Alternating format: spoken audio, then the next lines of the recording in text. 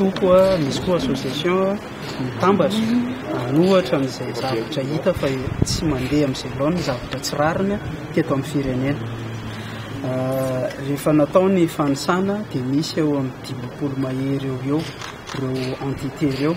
Ny tanjona dia ny hoe anao fanorenana ifontony, izany hoe karazana refondation mihitsy, satria izahay zany mahatsapa fa tsy lasa intsony ny fitantanana ny raharaham-pirenena.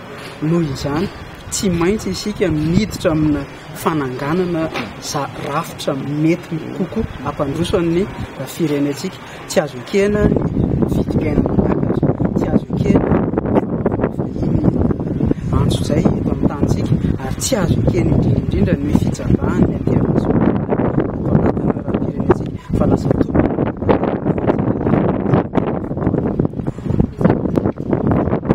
tena ho atao aloha zany dia hoe fampionana ny herinatra rehetra, izany hoe misy heriverina maromaro efa mitambatra izy androany namoaka n'izay hoe hitambatra. Ny anarana nentina moa zany dia hoe firaisankina ho fanavotana ny Madagasikara.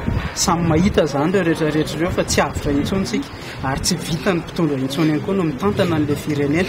Dikan'izay tsy maintsy mijery fomba, izay no mahatonga ny hoe tapahana androany ho arahany eo hoe inona izay zavatra tapaka izay.